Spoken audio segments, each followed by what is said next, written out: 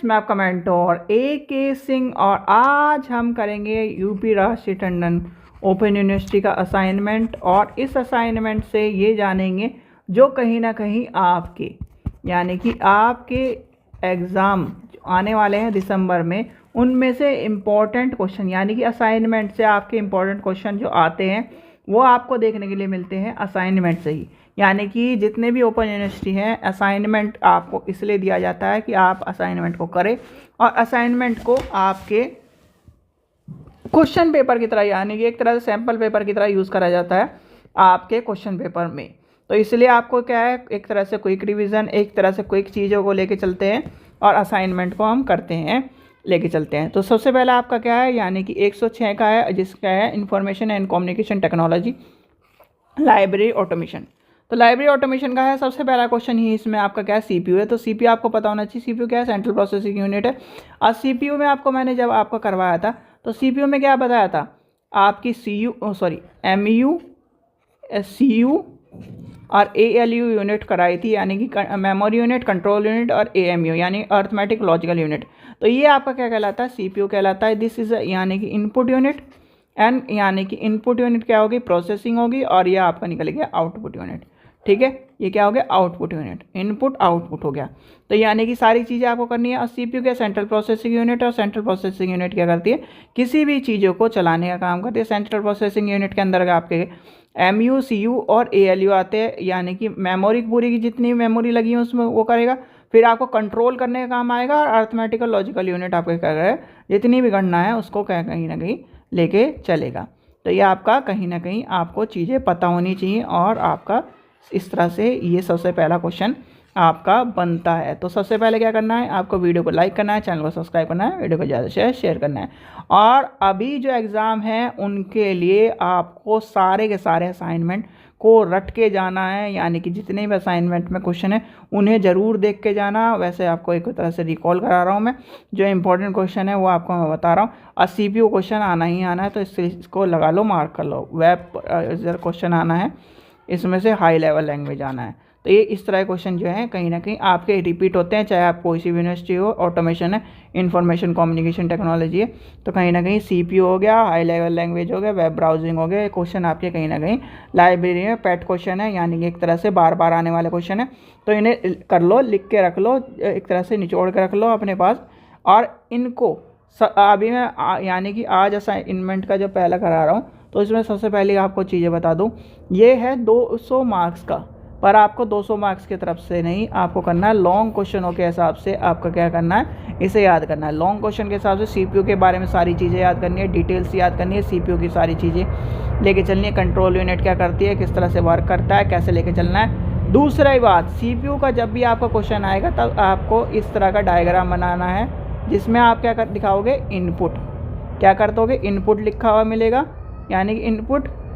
फिर आपको क्या करना है, MU CU ALU, और इधर क्या कर देना, आउटपुट। ठीक है, तो ये आपको कहीं ना कहीं बनाना है। फिर आता है इंटरनल मेमोरी। इंटरनल मेमोरी वह होती है जो आंतरिक रूप से कहीं ना कहीं कंप्यूटर की में यूज़ होती है। जैसे कि आप क्या करते हैं, जैसे आपका फ़ोन है, फ़ोन में आप क्या करते हो, इंटरनल मेमोरी कि भाई इंटरनल मेमोरी कितनी है। तो इंटरनल मेमोरी आपको कहते हो कि भाई 128 GB है, 256 GB है, 512 GB है। ठीक है, इस तरह के फ़ोन भी तो आने लगे हैं आजकल। तो कहीं ना कहीं वो क्या होती है, इंटरनल मेमोरी। एक्सटर्नल मेमोरी क्या होती है, एक्सटर्नल मेमोरी क्या है, आप कहीं ना कहीं एक मेमोरी की चिप को, एक मेमोरी डिवाइस को अपने यानी कि एक्सटर्नल यानी कि उसमें एक्स्ट्रा चीज़ों को जोड़ रहे हो। जैसे क्या कर रहे हो, एक्स्ट्रा चीज़ों को जोड़ रहे हो। ठीक है, तो कहीं ना कहीं जब एक्स्ट्रा चीज़ें जुड़ती है तो वो क्या कहलाती है, एक्सटर्नल। ठीक है, एक्सटर्नल यानी बाहरी रूप से आप क्या कर रहे हो, जोड़ रहे हो, तो क्या कहलाएगी, एक्सटर्नल मेमोरी। तो आपको क्या कर देना है, इंटरनल मेमोरी क्या याद कर लेना, इंटरनल मेमोरी याद कर लेनी। जैसे आपकी क्या होगी, रैम हो गई, तो ये क्या है, इंटरनल मेमोरी। SSD हो गई, हार्ड डिस्क हो गई। तो आपकी क्या लगी हुई हैं, जो कंप्यूटर में लगी हुई हैं, यानी कि आपके CPU में लगी हुई हैं, तो वो क्या कहलाएंगी, इंटरनल मेमोरी। फिर आता है आपका high level language. High level language क्या होती है, यानी कि उच्च स्तरीय भाषा। उच्च स्तरीय हाई लेवल लैंग्वेज जैसे कि आपकी क्या है, कोडिंग करने काम आती है, जो क्या कहीं ना कहीं आपके प्रोग्रामिंग्स बनाने काम आती है।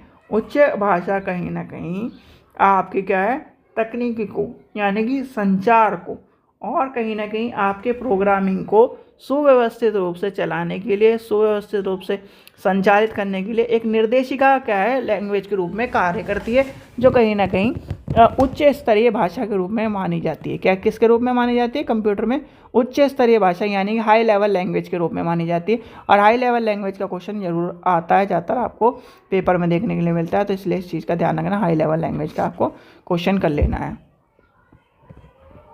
फिर आता है वेब ब्राउज़र। देखो, दो चीज़ आपका ध्यान रखना, क्वेश्चन आपका कंफ्यूज करने का वाला आता है। जैसे आपका क्या आता है, एप्लीकेशन सॉफ्टवेयर और आपका ऑपरेटिंग सॉफ्टवेयर। ठीक है, ऑपरेटिंग सॉफ्टवेयर और एप्लीकेशन सॉफ्टवेयर क्या होता है? ऑपरेट करने का मतलब पूरा कंप्यूटर को ऑपरेट करना है, वो होता है ऑपरेटिंग सॉफ्टवेयर। एप्लीकेशन मतलब एक सर्टेन यानी कि एक, जैसे मान के चलो वीडियो प्लेयर है, तो वो वीडियो के एप्लीकेशन को लेके चल रहा है, तो वो क्या है? Application software. इस तरह से आपका क्या हो जाता है? ब्राउज़र। क्या आ रहा है? Web browser. ठीक है, क्या कह रहा है? Web browser. ठीक है, और एक आता है ब्राउज़र। ठीक है, यानी कि ब्राउज़र में, यानी कि वेब ब्राउज़र आपका क्या पूछ रहा है, तो वेब ब्राउज़र के बारे में बता देना है। फिर आपके चीज़ें लेके चलनी, जैसे कि आपका आपसे पूछ लिया कि ओपेरा क्या है, फायरफॉक्स क्या है, तो फायरफॉक्स क्या है बताइए, कमेंट सेक्शन में बताइए। चलो आपसे कोई पूछने लगे कि 5 वेब ब्राउज़रों के नाम बताओ, ठीक है, तो आपको वो बताने। कैची मेमोरी क्या है, ठीक है, ये आपका इंपॉर्टेंट क्वेश्चन है, तो ये आपके क्या है, 3 क्वेश्चन इंपॉर्टेंट है। फिर आता है कैची मेमोरी क्या है। कैची मेमोरी किस तरह का काम करती है? कैची, आप कहते हो ना कि कंप्यूटर में कैची मेमोरी भर गई ना, कैची मेमोरी को डिलीट करो, तो कैची मेमोरी कहीं ना कहीं आपके कंप्यूटर को कहीं ना कहीं एक तरह से ये मान के चलिए, कैची मेमोरी इम्पोर्टेंट भी है। क्या है? कहीं ना कहीं कैची मेमोरीज जो होती हैं वो इम्पोर्टेंट भी होती हैं कहीं ना कहीं आपके कंप्यूटर के लिए और आपके चीज़ों के लिए, तो इस चीज़ का भी आपको पता होना चाहिए। फिर आता है रोम। रोम क्या है? रीड ओनली मेमोरी, खाली करती है, रीड करती है। फिर आपका आ जाता है रैम, रैंडम एक्सेस मेमोरी। तो क्या है? RAM, RAM, RAM. ठीक है, तो रैंडम एक्सेस मेमोरी और रीड ओनली मेमोरी। फिर आपके क्या है, यानी मेमोरी आपके इरेजेबल मेमोरी आपके आ जाएंगी, तो इसमें आपको चीज़ें लेकर चलनी है। तो रैम, रोम, एक आपके होता है जैसे कि आपका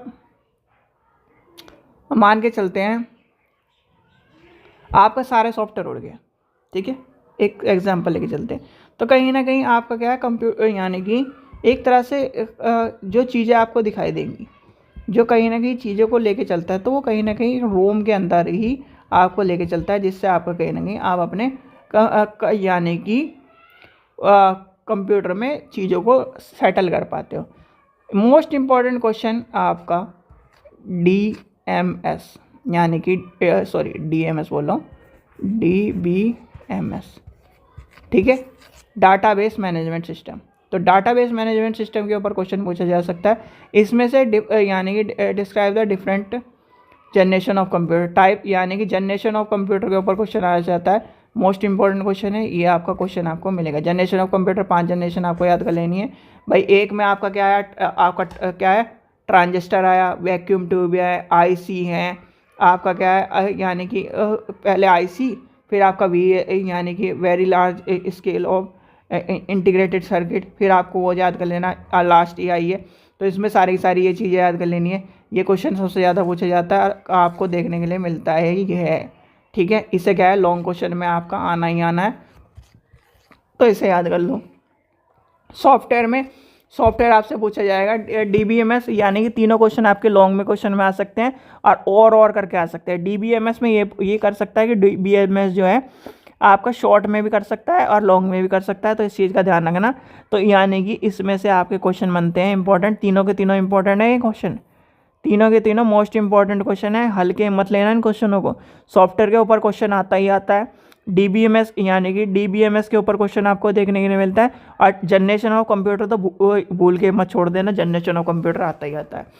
फिर आपका क्या है, यानी कि CPU, हाई लेवल लैंग्वेज और वेब ब्राउज़र, इनमें से ये क्वेश्चन इंपॉर्टेंट है। यानी कि इस तरह से, और क्या है आपको मैंने बताया था CPU में क्वेश्चन आपको क्या करना है, पूरी चीज़ें लेके देने। DBMS क्यों इंपॉर्टेंट है, सॉफ्टवेयर में आपका एप्लीकेशन सॉफ्टवेयर आपके बता देने, जितने भी सॉफ्टवेयर यानी कि ऑपरेटिंग सॉफ्टवेयर, एप्लीकेशन सॉफ्टवेयर, आपके सिस्टम सॉफ्टवेयर, सारी चीज़ें आपको लेके चलनी है, ठीक है। फिर आपका जनरेशन आपको सारी मैंने बता दी, पाँचों की पाँचों जनरेशन लिख देनी है, ठीक है। तो ये आपको कहीं ना कहीं चीज़ों को लेके चलना है। ठीक है बच्चों, चलिए आशा करता हूँ आपको वीडियो पसंद आई। वीडियो पसंद आई तो लाइक करें, चैनल को सब्सक्राइब करें, वीडियो को ज़्यादा से शेयर करें। Thank you.